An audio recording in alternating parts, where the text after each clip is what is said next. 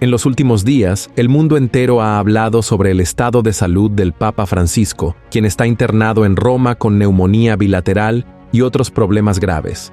Pero la preocupación no es solo médica. Mucha gente ha vuelto a hablar sobre una antigua profecía atribuida a un obispo irlandés del siglo XII. Según esta profecía, el Papa número 112 gobernaría en tiempos muy difíciles, y su muerte podría marcar el inicio del fin de los tiempos descrito en el Apocalipsis.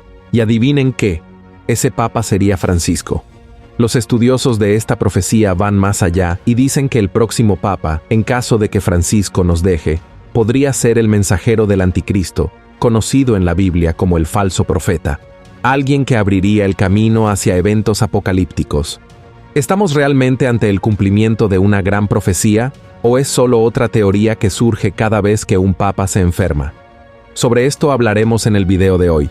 Pero antes de comenzar, solo quiero pedirles que se suscriban a mi canal. Activen también la campanita de notificaciones, porque quiero ayudarles a entender la Biblia de una manera simple y fácil, siempre trayendo temas actuales. ¿Está bien? Soy el pastor Antonio Jr. y vamos a discutir ahora la delicada situación del Papa Francisco y la posibilidad de estar ante el cumplimiento de una supuesta profecía atribuida a un hombre conocido como San Malaquías. Antes que nada, quiero dejar claro que respeto a todas las personas, independientemente de su fe. Sin embargo, como pastor, tengo un compromiso con la verdad de la Biblia y tengo diferencias doctrinales con el catolicismo. Pero mi objetivo no es atacar a nadie, sino exponer los hechos y las interpretaciones proféticas que han llamado la atención en los últimos días. Desde el 14 de febrero de 2025, el Papa Francisco está internado en el Hospital Gemelli en Roma. Comenzó con una bronquitis que evolucionó a una neumonía muy grave, afectando ambos pulmones. Junto con esto, también presentó complicaciones de insuficiencia renal, anemia y caída en el número de plaquetas en la sangre.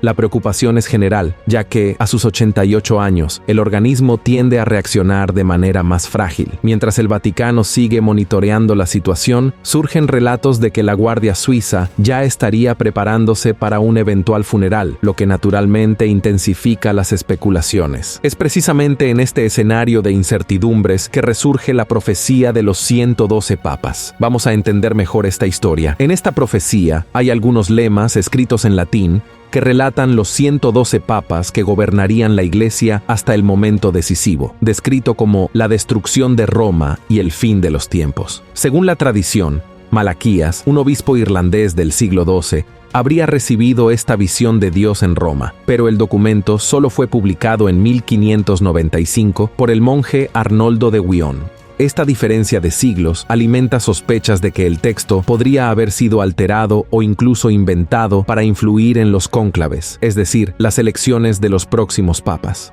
Pero la razón por la cual muchos consideran esta profecía verdadera es precisamente la impresionante precisión de los 112 lemas proféticos, que parecen describir a cada papa hasta el final de los tiempos. Y ahora finalmente llegamos al último nombre de la lista.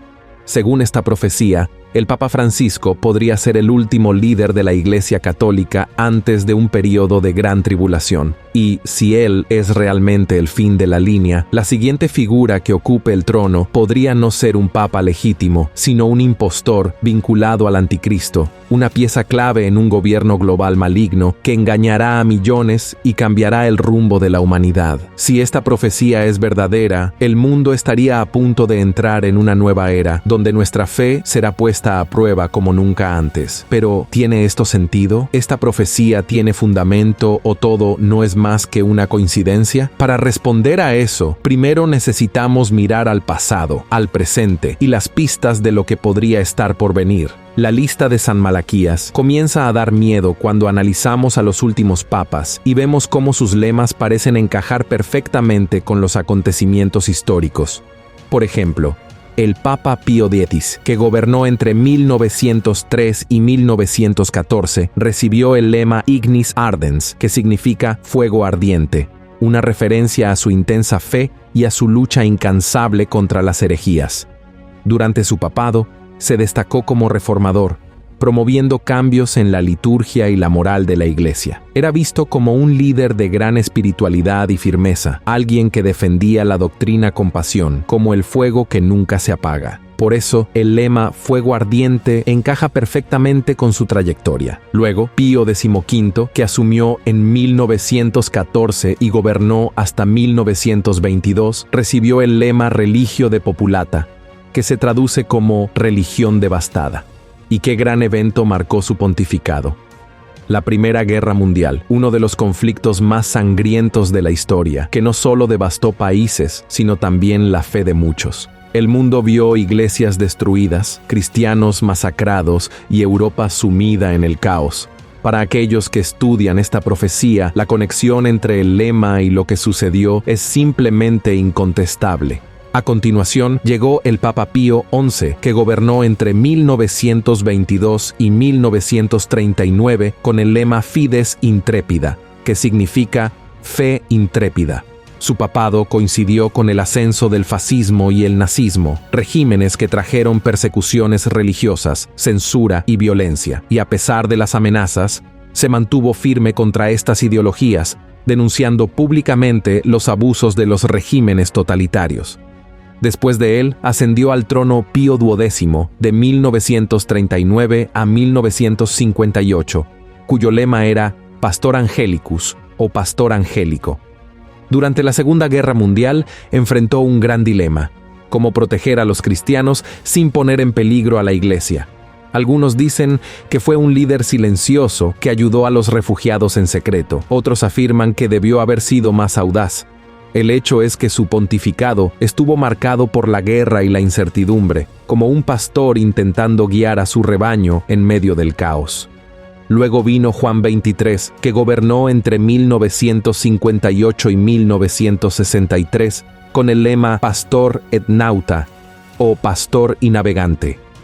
¿Y qué hizo él? Inició grandes reformas en la Iglesia, guiándola como un capitán conduciendo un barco en aguas turbulentas, exactamente como su lema. Después vino Pablo VI, entre 1963 y 1978. Llevó el lema Flos Florum o Flor de las Flores. Y miren qué detalle curioso, su escudo papal contenía 3 lirios, flores que simbolizan pureza y devoción.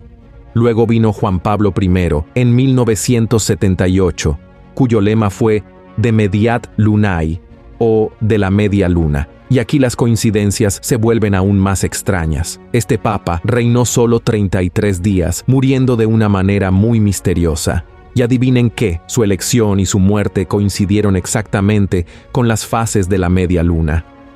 Quien lo sucedió fue Juan Pablo II, uno de los papas más influyentes de la historia, desde 1978 hasta 2005. Su lema era De Labore Solis, que significa del trabajo del sol. Por increíble que parezca, nació en un día de eclipse solar, y si esto no fuera suficiente, murió en otro eclipse parcial. Además, su misión como papa fue difundir la fe por todo el mundo, como un sol que brilla para todas las naciones. Después de él llegó Benedicto XVI, de 2005 a 2013, bajo el lema Gloria Olivae, o Gloria de la Oliva. El olivo es el símbolo de la Orden de San Benito, y aunque Benedicto XVI no era miembro directo de la orden, su nombre y formación estaban estrechamente ligados a ella. Pero lo más destacado de su papado fue su renuncia, algo extremadamente raro en la historia de la Iglesia, lo que hizo que muchos creyeran que estábamos entrando en la fase final de la profecía. Entonces, después de todas estas señales a lo largo de la historia, llegamos al nombre final de la lista, el Papa Francisco.